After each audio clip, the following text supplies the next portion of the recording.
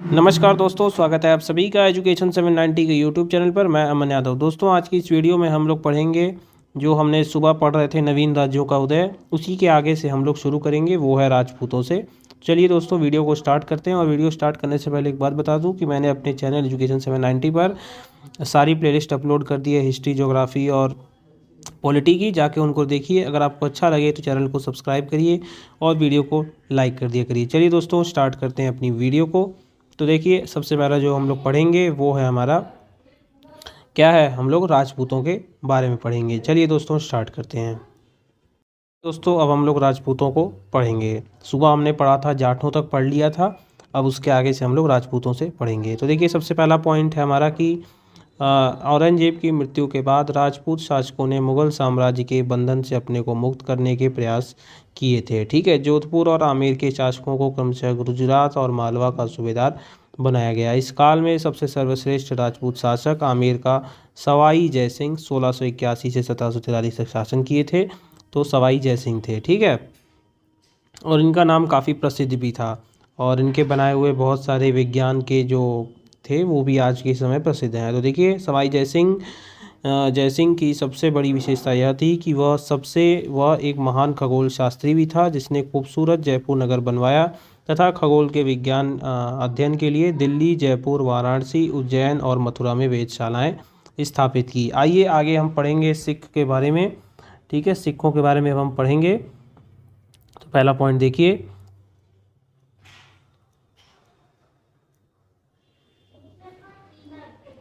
एक मिनट। हाँ, चलिए अब हम सिखों के बारे में पढ़ेंगे। तो पहला पॉइंट है इसमें, सिख धर्म को गुरु नानक ने 15वीं शताब्दी में आरंभ किया था। ठीक है। लड़ाकू समुदाय के रूप में सिखों को बदलने का काम गुरु हरगोविंद सिंह, जो 1606 से 1645 तक रहे, इन्होंने आरंभ किया था।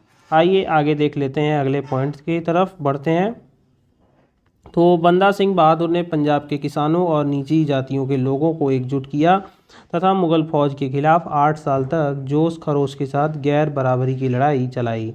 बंदा सिंह बहादुर को 1715 में मुगल फौज द्वारा पकड़ लिया गया और कत्ल कर दिया गया।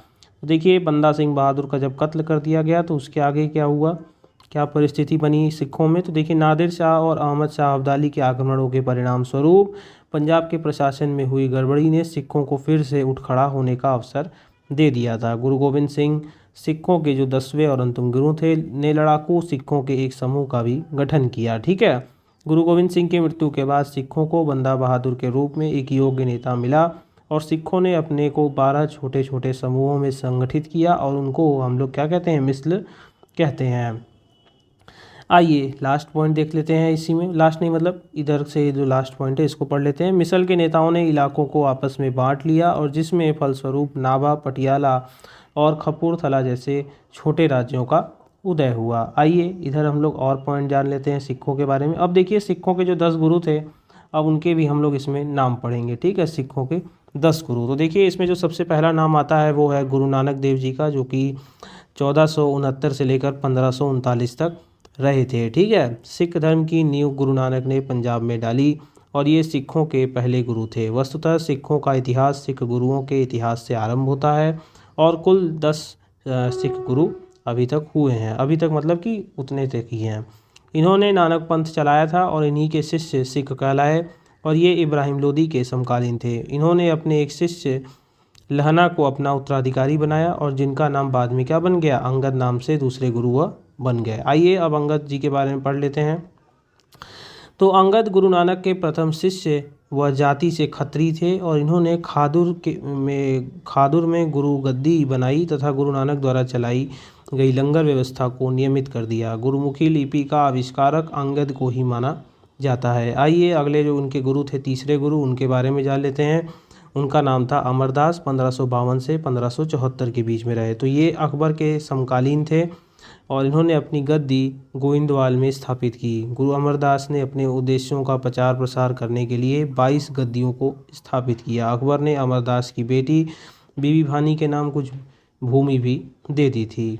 आइए चौथे गुरु के बारे में देख लेते हैं, जिनका नाम है रामदास। 1574 से 1581 के बीच में ये रहे। ये अकबर के समकालीन व अमरदास के दामाद थे, और अकबर ने इन्हें 500 बीघा भूमि प्रदान किया था। इन्होंने अमृतसर नामक शहर बसाया और पहले इस नगर का नाम जो था वह रामदासपुर था।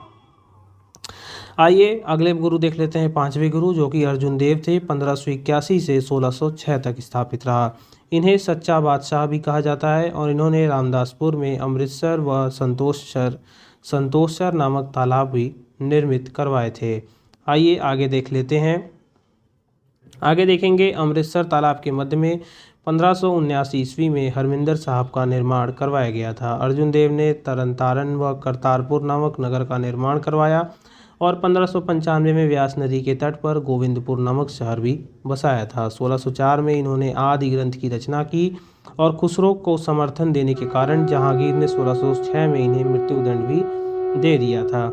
आइए आगे देख लेते हैं। अब हम देखेंगे हरगोविंद के बारे में 1606 से 1645 ईस्वी तक। तो इन्होंने सिखों में सैनिक भावना पैदा की और सैनिक शिक्षा प्रारंभ की तथा स्वयं की शिक्षा के लिए शस्त्र धारण करने की आज्ञा दी और इस तरह सिखों को लड़ाकू जाति के रूप में परिवर्तित करने का कार्य हरगोविंद सिंह ने किया। ठीक है, इन्होंने अमृतसर नगर की किलेबंदी कराई और यहाँ पर 12 फुट ऊंचा अकाल तख्त का निर्माण भी इन्हीं के समय में हुआ था। आइए अगले पॉइंट की तरफ बढ़ते हैं और देखते हैं हरगोविंद सिंह जी ने क्या क्या करवाया। तो हरगोविंद ने अपने शिष्यों से धन के बदले घोड़े व शस्त्र भी प्राप्त किए और इन्होंने कश्मीर के कीरतपुर नामक भी नगर बसाया था। ठीक है, कश्मीर में कीरतपुर नगर बसाया था। आइए अगले गुरु देख लेते हैं हर्राय जो 1645 से 1661 तक रहे और इन्होंने भी अपने शिष्यों को सैनिक शिक्षा दी थी और समूहगढ़ की पराजय के बाद दारा सिकोह इनसे मिला था और नाराज होकर औरंगजेब ने हर्राय को दिल्ली बुलाया और ये स्वयं नहीं गए बल्कि अपने छोटे बेटे राम राय को भेजा था। राम राय के कार्यों से गुरु हर्राय नाराज हो गए तथा अपना उत्तराधिकारी अपने 6 वर्षीय बेटे हरकिशन को बना दिया था। आइए इनके अगले गुरु देख लेते हैं। इनके अगले गुरु थे हरकिशन जो 1661 से 1664 तक रहे। इनका अपने बड़े भाई राम राय से विवाद हो गया और राम राय ने देहरादून में एक पृथक गद्दी स्थापित की थी और हरकिशन ने अपने उत्तराधिकारी तेग बहादुर को बनाया था। आइए आगे चलते हैं, अगले गुरु के बारे में देखेंगे। अगले गुरु जो थे वो थे तेग बहादुर जो 1664 से 1675 तक रहे। ये हरगोविंद के पुत्र थे और इन्होंने अपना केंद्र अमृतसर के स्थान पर मखोवली को बनाया था और 1675 में औरंगजेब ने तेग बहादुर को दिल्ली बुलवाया और इस्लाम धर्म स्वीकार करने को कहा। 5 दिन तक यात्रा देने के बाद इनकी हत्या कर दी गई। बड़ी क्रूर हत्या हुई इनकी। हम ऐसा नहीं चाहते हैं ऐसा किसी के साथ भी हो। आइए देखते, एक कारण यह भी था कि सिखों को सैनिक रूप में परिवर्तित होने का कारण ये था कि सिख जो है वो जहाँ भारत के एकदम बॉर्डर पे लगे हुए हैं और वहाँ से भारत पर बहुत सारे आक्रमण हुए और गैर सी बात है कि जब ऐसे आक्रमण होंगे तो वहाँ के जो समुदाय हैं वो लड़ाकू रूप में परिवर्तित हो जाएंगे। आगे चलिए इनके गुरु आगे देख लेते हैं। 10वें गुरु गोविंद सिंह जी के बारे में जो 1675 से 1708 तक रहे। तो ये सिखों के 10वें गुरु थे और इनका जन्म जो है 1666 में पटना में हुआ था और इन्होंने मखोवाल के पास आनंदपुर नगर की स्थापना की तथा वहीं पर इन्होंने अपनी गद्दी भी स्थापित किया। गोविंद सिंह ने 1699 में खालसा पंथ की स्थापना की और उन्होंने ही सिख अनुयायियों से 5 वस्तुएं कौन सी हैं याद रखिएगा, केश, कंघा, कच्छा, कड़ा और कृपाण धारण करने को कहा था और गोविंद सिंह जी ने ही 80,000 सैनिक की क्षमता वाली खालसा सेना तैयार की थी।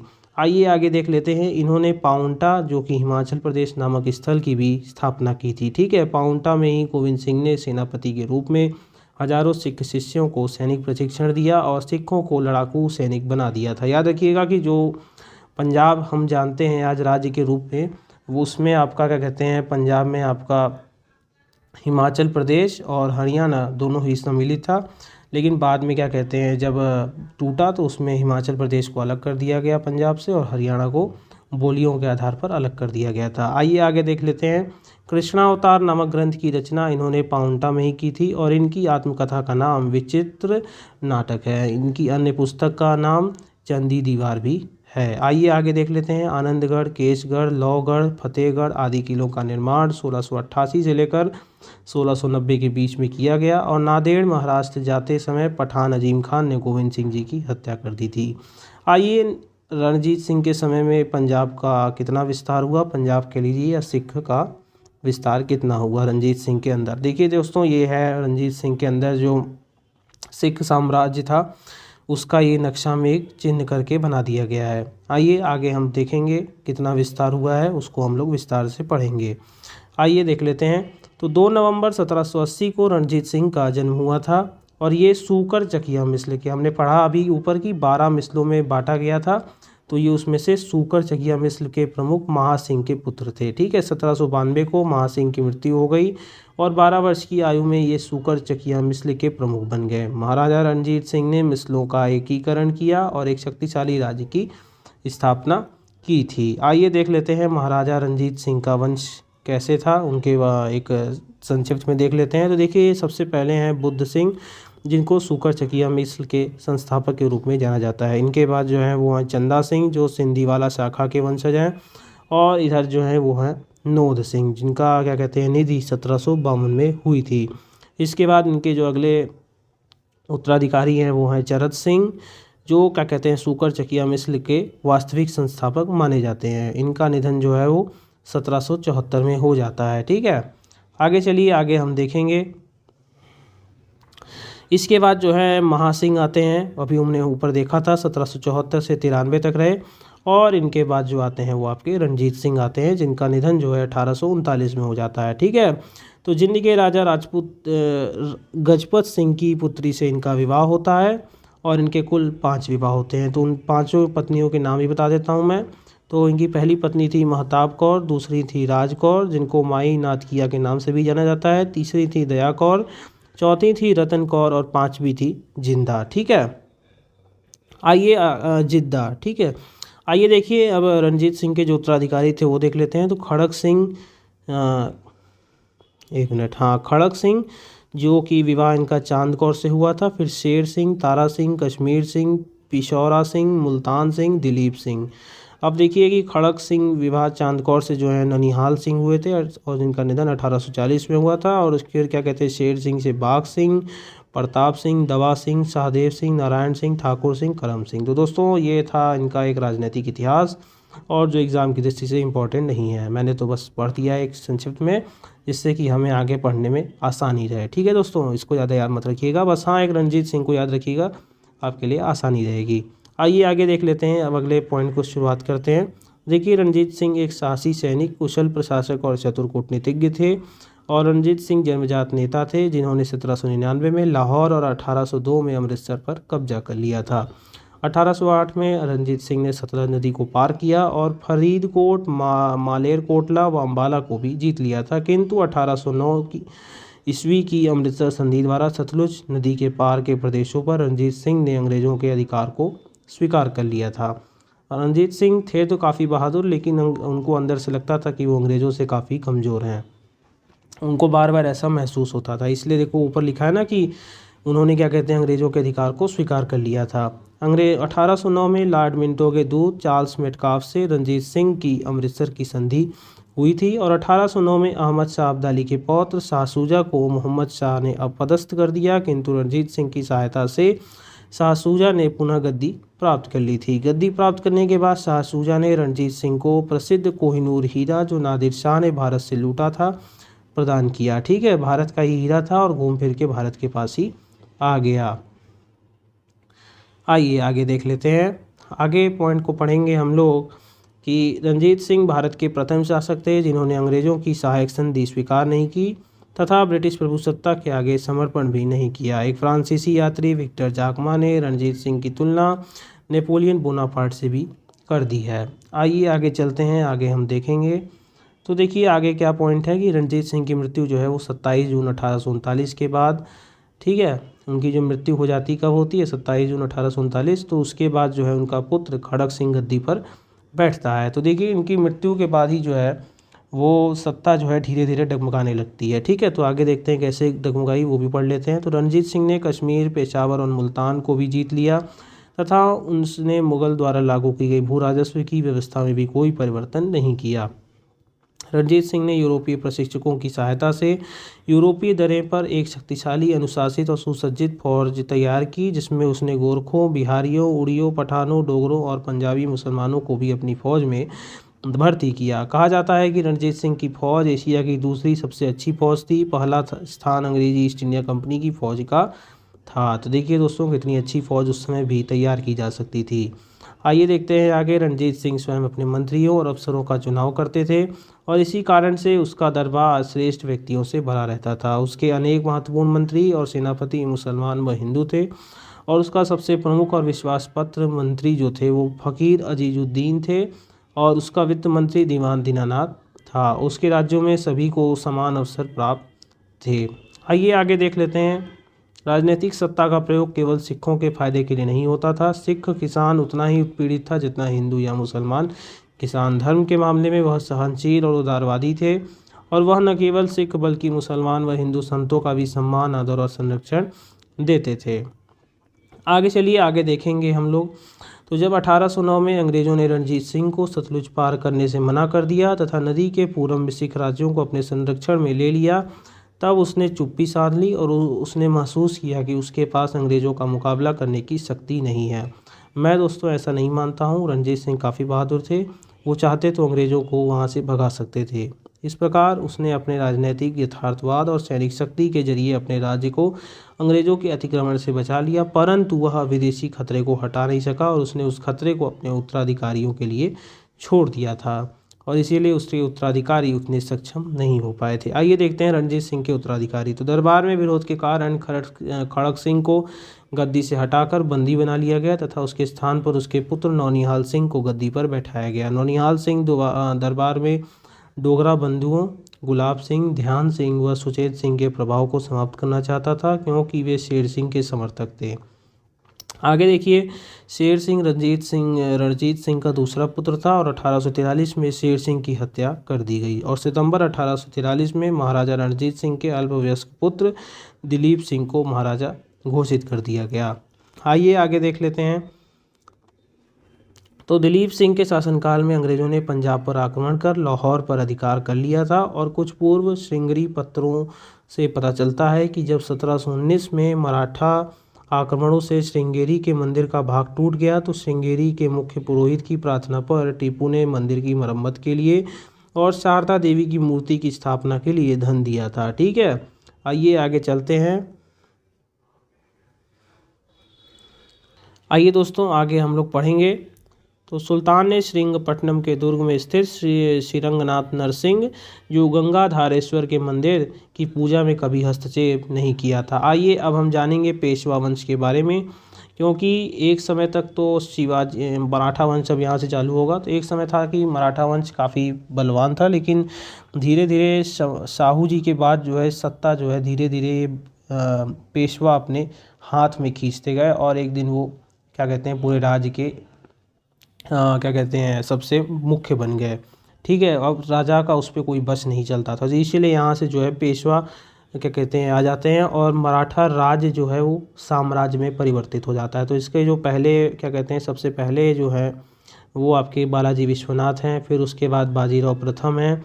इनके दो थे, बाजीराव प्रथम और चिमनाजी अप्पा। तो देखिए बाजीराव प्रथम ही आगे क्या कहते हैं पेशवा की गद्दी पर बैठते हैं और उसके बाद जो है बाजीराव बैठते हैं। ठीक है, तो मैं बताते जाता हूँ आपको। तो पहले थे बालाजी विश्वनाथ, इनसे दो हुए बाजीराव प्रथम और चिमनाजी अप्पा। ठीक है, तो बाजीराव प्रथम से दो हुए रघुनाथ राव राघोबा और बालाजी बाजीराव। ठीक है, और रघुनाथ राव से क्या कहते हैं अमृत राव बाजीराव द्वितीय और चिमनाजी अप्पा। और चिमनाजी अप्पा जो इधर वाले थे वो जो हैं क्या कहते हैं सदाशिव भाऊ हुए थे और पानीपत के तीसरे युद्ध में ये मारे गए थे सदाशिव भाऊ। आगे चलिए, आगे इधर देखेंगे।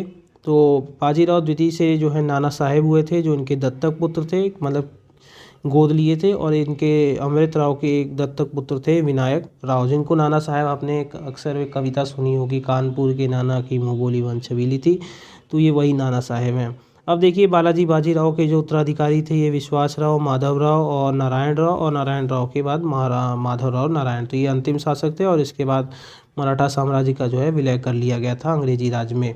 आइए देखते हैं मराठा साम्राज्य के बारे में। 12 अप्रैल 1680 को शिवाजी की मृत्यु हो गई और पतनोन्मुख मुगल सत्ता को सबसे महत्वपूर्ण चुनौती जो है मराठा राज्य से ही मिली थी, जो उत्तराधिकारी राज्यों में सबसे शक्तिशाली था। ठीक है, शिवाजी के पोते शाहू को औरंगजेब ने 1679 में कैद कर रखा था और औरंगजेब उसके व उसकी मां के साथ उनके धर्म, जाति व अन्य चीज़ों की पूर्ण रूप से ख्याल कर बड़ी शिष्टता, इज्जत और लिहाज के साथ पेश किया था। आगे देखिए, साहू को 1707 में औरंगजेब की मृत्यु के बाद रिहा कर दिया गया, लेकिन जल्द ही साहू और कोल्हापुर में रहने वाली उसकी चाची ताराबाई के बीच गृह युद्ध छिड़ गया था और ताराबाई ने अपनी पति राजाराम के मरने के बाद अपने बेटे शिवाजी द्वितीय के नाम से मुगल विरोधी संघर्ष 1700 में जारी रखा। आइए आगे बढ़ते हैं, इधर हम लोग पढ़ेंगे और आगे पॉइंट। तो देखिए आगे क्या लिखा हुआ है। तो मराठा सरदारों ने सत्ता के लिए संघर्ष करने वालों में किसी न किसी का पक्ष लेना आरंभ कर दिया। साहू और कोल्हापुर स्थित उसके प्रतिद्वंदी के बीच झगड़े के फलस्वरूप मराठा सरकार की एक नई व्यवस्था ने जन्म लिया और जिसका नेता राजा साहू का पेशवा बालाजी विश्वनाथ था। तो आंतरिक कलह जो घर में होता है उसी का फ़ायदा जो है ये पेशवा उठाने लग जाते हैं और इस परिवर्तन के साथ मराठा इतिहास में पेशवा आधिपत्य का दूसरा काल आरंभ हुआ। ये याद रखिएगा इस वाले पॉइंट को, ठीक है, जिसमें मराठा राज्य एक साम्राज्य के रूप में बदल गया था। पहले क्या था, मराठा राज्य था, बाद में ये साम्राज्य में परिवर्तित हो गया। आइए आगे देख लेते हैं। बालाजी विश्वनाथ ब्राह्मण था जिसने अपना जीवन एक छोटे राजस्व अधिकारी के रूप में प्रारंभ किया। वह कूटनीति में अत्यंत ही कुशल था और उसने अनेक बड़े मराठा सरदारों को साहू की ओर कर दिया था। आइए यहाँ से अब पेशवाओं के बारे में हम पढ़ेंगे। तो सबसे पहले थे बालाजी विश्वनाथ, ठीक है। तो देखिए इनके बारे में, साहू ने 1713 में बालाजी विश्वनाथ को पेशवा या मुख्य प्रधान बनाया था और बालाजी विश्वनाथ ने धीरे धीरे साहू का और अपना आधिपत्य मराठा सरदारों के साथ अधिकांश महाराष्ट्र पर कायम किया। पेशवा ने अपने हाथों में शक्ति का संकेंद्रण कर लिया तथा अन्य मंत्री व सरदार उसके सामने प्रभावहीन हो गए और वस्तुतः वह और उसका बेटा बाजीराव प्रथम पेशवा को मराठा साम्राज्य का कार्यकारी प्रधान बना चुके थे। बालाजी विश्वनाथ ने मराठा शक्ति को बढ़ाने के लिए मुगल अधिकारियों के आपस के झगड़े का पूरा फायदा उठाया था। आइए आगे चलते हैं। तो बालाजी विश्वनाथ ने दक्कन की चौथ और सरदेशमुखी देने के लिए जुल्फिकार खां को राजी कर लिया एवं अंत में उसने सैयद बंधुओं के साथ एक समझौते पर दस्तखत किए तथा वे सारे इलाके जो पहले शिवाजी के राज्य में हिस्से में थे साहू को वापस कर दिए गए। आइए आगे देख लेते हैं। उसे दक्कन के 6 सूबों की चौथ व सरदेशमुखी भी दे दिया गया और बदले में शाहू बादशाह की सेवा में 15,000 घुड़सवार सैनिकों को देने, दक्कन में बगावत और लूटमार रोकने तथा 10 लाख रुपयों का सालाना नजराना पेश करने पर राजी हो गया। आइए आगे चलते हैं। तो नाम मात्र के लिए ही सही बालाजी विश्वनाथ पहले ही मुगल आधिपत्य स्वीकार कर चुका था और बालाजी विश्वनाथ 1714 में औरंगजेब के मकबरे तक पैदल चलकर खुलदाबाद गया तथा उसके प्रति सम्मान भी व्यक्त किया था। आगे चलिए, अपने नेतृत्व में एक मराठा फौज लेकर बालाजी विश्वनाथ 1719 ईस्वी में सैयद हुसैन अली खां के साथ दिल्ली गया और फर्रुख सैयद का तख्ता पलटने में सैयद बंधुओं की मदद की। आइए आगे चलते हैं। दिल्ली में बालाजी विश्वनाथ और अन्य मराठा सरदारों ने मुगल साम्राज्य की कमजोरी को स्वयं देखा तथा उनमें अपना प्रभाव क्षेत्र उत्तर की ओर बढ़ाने की महत्वाकांक्षा ने भी घर कर लिया। आइए अगले पॉइंट की तरफ बढ़ते हैं। हम देखते हैं आगे कौन कौन सी घटनाएं हुई। आइए दोस्तों आगे हम पढ़ेंगे। आगे तो लिखा है कि चौथ और सरदेशमुखी सौंपने की जो प्रथा थी, ठीक है, चौथ और सरदेशमुखी सौंपने की प्रथा ने भी पेशवा को संरक्षण के जरिए अपने व्यक्तिगत शक्ति बढ़ाने में सहायता दी। बालाजी विश्वनाथ 1720 में मारा गया और उसकी जगह पर उसका 20 वर्ष का बेटा बाजीराव प्रथम गद्दी पर बैठता है। आइए अब हम बाजीराव प्रथम के बारे में जानेंगे जो बालाजी विश्वनाथ का बेटा था। तो बाजीराव प्रथम को शिवाजी के बाद गुरिल्ला का सबसे बड़ा प्रतिपादक कहा गया है, ठीक है। जब 1740 में बाजीराव प्रथम की मृत्यु हुई तब तक मराठों ने मालवा, गुजरात, बुंदेलखंड के हिस्सों पर अधिकार कर लिया और इसी काल में मराठों के गायकवाड़, होलकर, सिंधिया और भोसले परिवारों ने प्रमुखता प्राप्त कर लिया था और बाजीराव ने 1733 में जंजीरा के सिंधियों के खिलाफ एक लंबा शक्तिशाली अभियान आरंभ किया और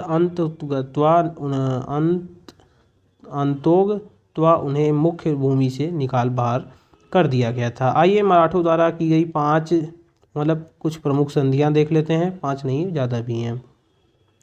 इसमें सबसे पहला है आपकी पुरंदर की संधि जो 1665 में हुई थी जय सिंह व शिवाजी के बीच में। संगोला की संधि याद रखिएगा, मोस्ट इंपॉर्टेंट है संगोला की संधि जो 1750 में हुई थी बालाजी बाजीराव व राजाराम के बीच में। फिर झलकी की संधि 1752 में बालाजी व हैदराबाद के निजाम के बीच में। राक्षस भुवन की संधि जो 1763 में माधवराव व हैदराबाद के निजाम के बीच हुई थी। पांचवा आपका है कंकापुर की संधि जो आपका 1769 में हुई थी माधवराव व जनोजी के बीच में। फिर है आपकी छठी सूरत की संधि याद रखिएगा 1775 में रघुनाथ राव व ईस्ट इंडिया कंपनी के बीच में। ठीक है, सूरत की संधि आप लोग याद रखिएगा, ये ज़्यादा इंपॉर्टेंट है। और एक ऊपर जो है संगोला की संधि। आगे देखिए पुरंदर की संधि जो 1776 में माधवराव नारायण राव व अंग्रेज़ों के बीच में हुई थी। फिर आगे है आपका आठवां बड़गांव की संधि जो आपका 1779 में हुई थी माधवराव नारायण व अंग्रेज़ों के बीच में। फिर है आपकी साल भाई की संधि, ये आप याद रखिएगा ये भी। ठीक है, ये 1782 में माधवराव नारायण राव व अंग्रेज़ों के बीच में हुई थी। आइए आगे देख लेते हैं एक और इम्पॉर्टेंट संधि जो है आपकी बसीन की संधि। ठीक है, 1802 में बाजीराव द्वितीय व अंग्रेज़ों के बीच में हुई थी। फिर है आपका देवगांव की संधि जो 1803 में भोसले व अंग्रेज़ों के बीच में हुई थी। फिर है सूजी अर्जुन गांव की संधि जो 1803 में क्या कहते हैं सिंधिया व अंग्रेज़ों के बीच में होती है। फिर है आपकी राजपुर घाट की संधि जो 1804 में होलकर व अंग्रेज़ों के बीच में होती है। फिर है आपकी पूना की संधि, ये भी इम्पोर्टेंट है, 1817 में बाजीराव द्वितीय व अंग्रेज़ों के बीच होती है। फिर है आपकी ग्वालियर की संधि 1817 में दौलत राव सिंधिया व अंग्रेज़ों के बीच में। और अंतिम संधि जो 1818 में होती है होलकर व अंग्रेज़ों के बीच में। तो ये कुछ प्रमुख संधियाँ थी जिसमें से मैंने बताया कि आपको कौन कौन सी इंपॉर्टेंट है याद रखिएगा। ठीक है, आगे देखिए बालाजी बाजीराव जो अगले पेशवा बनते हैं। तो बाजीराव प्रथम का 18 साल का पुत्र बालाजी बाजीराव जो नाना साहेब के नाम से जाना जाता था पेशवा बना। ठीक है, वह 1740 से 1761 तक पेशवा रहा और बालाजी बाजीराव ने अपने पिता का अनुसरण किया तथा उसने मराठा शक्ति को उसके उत्कर्ष पर पहुंचा दिया। फौजों का पानीपत में 14 जनवरी 1761 को एक दूसरे से सामना हुआ और जिसमें मराठा फौज के पैर पूर्ण रूप से उखाड़ दिए गए। ठीक है, पेशवा का बेटा विश्वास राव, सदाशिव राव भाऊ और अन्य अनगिनत मराठा सेनापति करीब 28,000 सैनिकों के साथ मारे गए थे। आइए आगे देख लेते हैं। तो पानीपत की हार मराठाओं के लिए महाविपदा के समान थी। उनकी हार ने अंग्रेजी ईस्ट इंडिया कंपनी को बंगाल और दक्षिण भारत में अपनी सत्ता मजबूत करने का एक मौका दे दिया था। तो दोस्तों यही ये युद्ध था पानीपत का तृतीय युद्ध जिसमें क्या कहते हैं मराठा हारते हैं और यही से धीरे धीरे उनका पतन जो है शुरुआत हो जाती है। आइए आगे देख लेते हैं माधवराव के बारे में। तो 17 वर्षीय माधवराव 1761 में पेशवा बना और वह एक प्रतिभाशाली सैनिक और राजनेता था। मराठों ने 1771 में बादशाह आलम को दिल्ली वापस ले आए और अब बादशाह उनका पेंशन भोगी बन चुका था और 1771 में माधवराव की क्षय रोग से मृत्यु हो गई थी। आगे देखिए पानीपत की तीसरी लड़ाई के बारे में जानेंगे। ठीक है, वही जो थी वो हमने पढ़ा था ऊपर 1761 में हुई थी, वही है पानीपत की तीसरी लड़ाई। तो उसके बारे में अब यहाँ पे और डिटेल में दिया गया है। तो अहमद शाह अब्दाली ने दुर्रानी वंश की स्थापना की और मराठों के अलावा इस काल में उत्तर में अन्य शक्तियाँ थी। अवध का नवाब जाट और रूहेला, ठीक है, रूहेला वही बंगश पठानों वाला जो समूह था वही है। अब्दाली अवध के नवाब और रूहेलों का समर्थन प्राप्त करने में सफल हो गया और जब 1761 में पानीपत में निर्णायक लड़ाई हुई तब न राजपूतों ने, न जाटों ने, न सिखों ने और न ही अन्य किसी शक्ति ने मराठों की मदद की और मराठों की करारी हार हुई और यह लड़ाई इतिहास में पानीपत की तीसरी लड़ाई के नाम से प्रसिद्ध है। आइए आगे देख लेते हैं। उत्तरी क्षेत्रों में मराठों के आधिपत्य को गहरा धक्का लगा और उनके बीच जो कुछ भी एकता कायम थी वो लड़ाई के बाद खत्म हो गई। आइए आगे देख लेते हैं बाजीराव द्वितीय के बारे में अब पढ़ेंगे। ठीक है, चलिए दोस्तों स्टार्ट करते हैं। और नाना फडणवीस की मृत्यु के बाद जिन मराठा नेताओं के हाथों में शक्ति रही उनमें पेशवा बाजीराव द्वितीय, दौलत राव सिंधिया व यशवंत राव होलकर प्रमुख थे। ठीक है, पेशवा बाजीराव द्वितीय और सिंधिया दोनों होलकर के विरुद्ध संयुक्त मोर्चा बनाकर उसे नीचा दिखाना चाहते थे और अप्रैल 1801 में पेशवा व जयंत राव होलकर के भाई विट्ठू जी की निर्मम हत्या कर दी जाती है। चलिए आगे पढ़ेंगे अब हम लोग। चलिए दोस्तों आगे चलते हैं। तो देखिए ऊपर हत्या जब कर दी गई तो उसके बाद क्या होता है, उसके बाद की घटना को अब हम लोग पढ़ेंगे। तो होलकर ने पूना पर आक्रमण कर पेशवा व सिंधिया की सेनाओं को 1802 में हृदयसर नामक स्थान पर पराजित किया तथा पूना पर अधिकार कर लिया। उसने अमृतराव के पुत्र विनायक राव को पूना की गद्दी पर बैठा दिया और बाजीराव द्वितीय ने भागकर बसीन में शरण ली थी तथा 31 दिसंबर 1802 को अंग्रेजों से एक संधि कर ली और जिससे बासीन की संधि भी कहा जाता है। आइए नागपुर के भोसले के बारे में जान लेते हैं। ठीक है, नागपुर के भोसले के बारे में। तो कोल्हापुर के भोसले व थंजावुर के व्यामकोजी के वंशजों जो सतारा राजा के समान अधिकार का दावा कर रहे थे। इसके विपरीत नागपुर की वंशावली सतारा शासकों के स्पष्ट रूप से अधीनस्थ थी। इस वंशावली का सबसे प्रतापी शासक रघुजी भोसले जो 1727 से 1755 तक रहे थे, जो कि बंगाल व बिहार में मराठा साम्राज्य विस्तार का उत्तरदायी उन्हें माना जाता है। आइए बड़ौदा के गायकवाड़ के बारे में जान लेते हैं। देखिए दोस्तों, ये जो शाखाएं हैं ये मराठा साम्राज्य से ही अलग अलग जगहों पर उनकी शाखाएं हैं। ठीक है, बड़ौदा के गायकवाड़, तो गायकवाड़ों ने अपनी उपस्थिति 1720 में दर्ज कराई और प्रारंभ में वे न सिर्फ शक्तिशाली भोसले परिवार के बल्कि दबाद परिवार के भी अधीनस्थ थे। गायकवाड़ों ने अपनी राजधानी बड़ौदा में बनाई जिससे इस क्षेत्र में व्यापार व उत्पादन के तंत्र का पुनः एकीकरण हुआ। बड़ौदा में दामाजी के शासनकाल, जिनकी मृत्यु 1768 में हुई थी, उनके बाद जो है कुछ परिवर्तनों का युग सामने आता है। दामोजी के अंतिम उत्तराधिकारी फतेह सिंह अधिक समय तक पेशवा के सहयोगी नहीं बने और 1770 के उत्तरार्ध में उसने अंग्रेजी ईस्ट इंडिया कंपनी से समझौता किया और 1800 तक पेशवा के बदले अंग्रेज ही उत्तराधिकार के मामलों पर निर्णय लेते थे, जो 19वीं सदी में उनके अधीनस्थ शासक बन गए थे। आइए प्रमुख मराठा क्षेत्र व उनकी राजधानी के बारे में जान लेते हैं। ठीक है, तो यहाँ देखिए मराठा क्षेत्र दिया है और यहाँ उनकी राजधानी दी गई है। तो देखिए सबसे पहला है गायकवाड़, जिनकी राजधानी जो है बड़ौदा में थी। होलकर जो इंदौर की उनकी राजधानी थी। भोसले जिनकी राजधानी नागपुर में थी। सिंधिया जिनकी राजधानी ग्वालियर थी। छत्रपति जिनकी राजधानी सतारा थी और अंतिम में पेशवा जिनकी राजधानी पुणे में थी। तो देखिए इंदौर के होलकर, तो मल्हार राव ने इंदौर में स्वयं की सत्ता स्थापित की, जहां उसके उत्तराधिकारी ने मुख्य व्यापार मार्गों और बुरहानपुर का प्रमुख व्यापारी केंद्र पर नियंत्रण स्थापित कर लिया।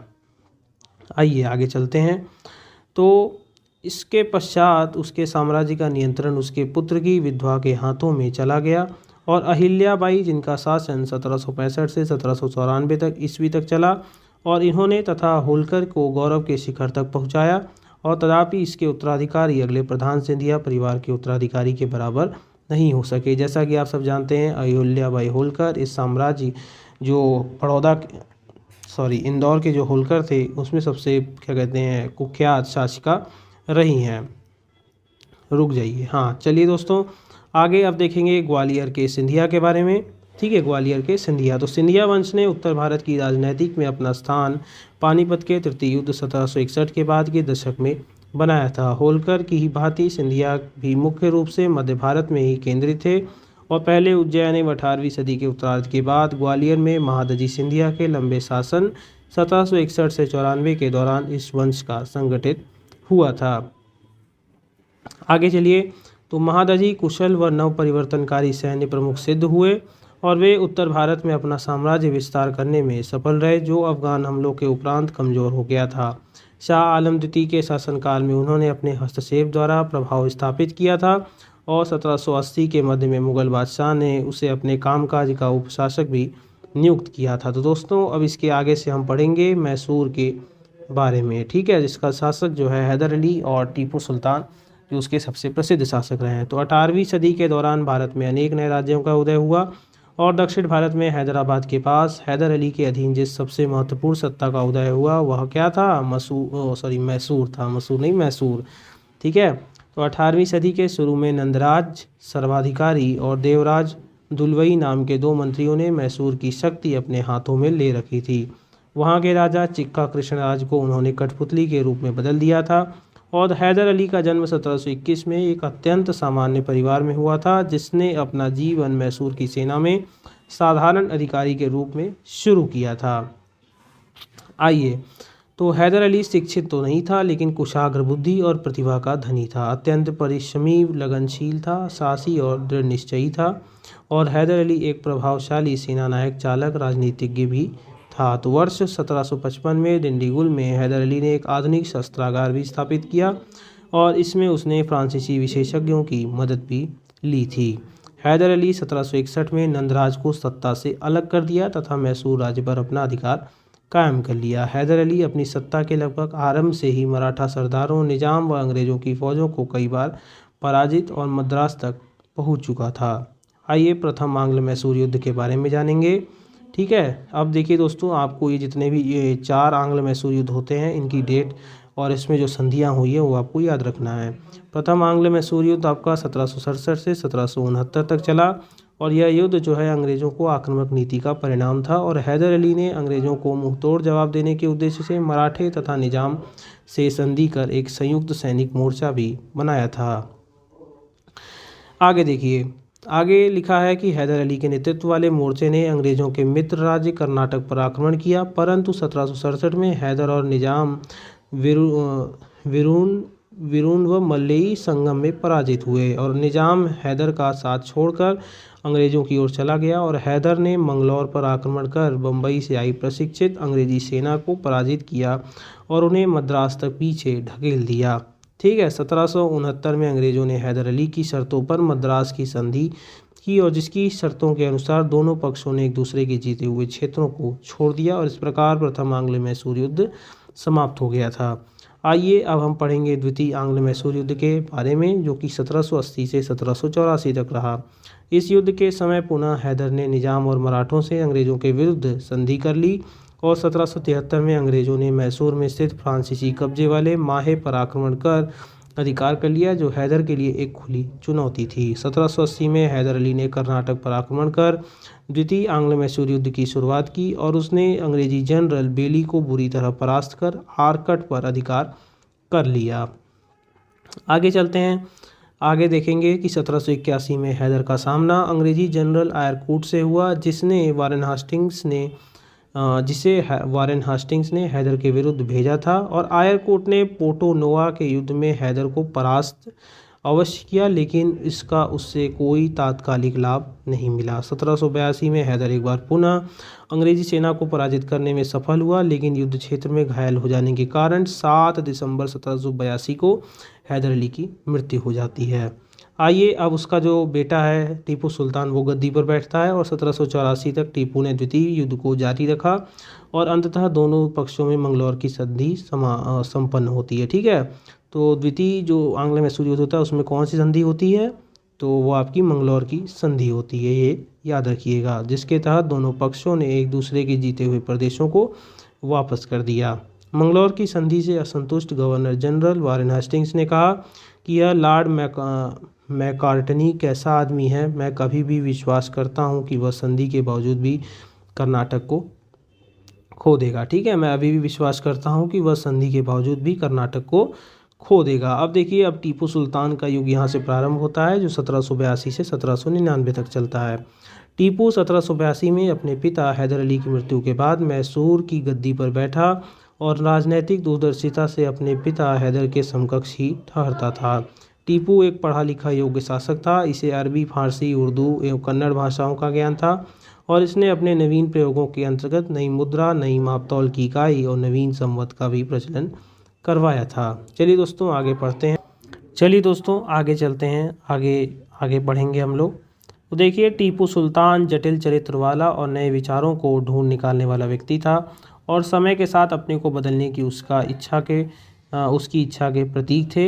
एक नए कैलेंडर को लागू करना, सिक्का ढलाई की नई प्रणाली कार्य में लाना और मापतौल के नए पैमानों को अपनाना। टीपू सुल्तान ने फ्रांसीसी क्रांति में गहरी दिलचस्पी ली। हाँ, यहीं से हमें पता चलता है कि देखिए 1784 में जो है फ्रांसीसी क्रांति शुरू हो जाती है, तो इसीलिए आपको रिलेट करके पढ़ना है। तो टीपू सुल्तान ने फ्रांसीसी क्रांति में गहरी दिलचस्पी रखी और उसने श्रीरंगपट्टनम में स्वतंत्रता वृक्ष भी लगाया और एक जैकोबिन क्लब का सदस्य भी बन गया था। जैकोबिन क्लब जब हम लोग विश्व इतिहास पढ़ेंगे तो उसमें इसकी चर्चा जरूर करेंगे। ठीक है, फ्रांसीसी क्रांति से एक महत्वपूर्ण है। ठीक है, आइए, टीपू सुल्तान ने जागीर देने की प्रथा को खत्म कर राजकीय आय बढ़ाने की कोशिश की तथा एक तिहाई हिस्सा तक भू राजस्व के रूप में लेता था। अगला पॉइंट देखिए, टीपू सुल्तान की एक अत्यंत प्रिय उक्ति थी कि एक शेर की तरह एक दिन जीना बेहतर है, लेकिन भेड़ की तरह लंबी ज़िंदगी जीना अच्छा नहीं है। इससे पता चलता है कि वह कितना बहादुर और शक्तिशाली था। आइए तृतीय आंग्ल मैसूर युद्ध के बारे में पढ़ेंगे। तो टीपू के समय लड़े गए तृतीय आंग्ल मैसूर युद्ध का कारण अंग्रेज़ों ने टीपू के ऊपर इस आरोप को लगाकर तैयार किया कि उसने फ्रांसीसियों से अंग्रेज़ों के विरुद्ध गुप्त समझौता किया है तथा त्रावणकोर पर उसने आक्रमण किया है। अंग्रेज़ों ने मराठों और निजाम के सहयोग से श्रीरंगपट्टनम पर आक्रमण किया और मीडोज के नेतृत्व में टीपू को पराजित कर दिया। और फरवरी 1792 में तत्कालीन गवर्नर जनरल कॉर्नवालिस ने टीपू के श्रीरंगपट्टनम स्थित किले को घेरकर उसे संधि के लिए मजबूर कर दिया। अगले पॉइंट की तरफ बढ़ते हैं।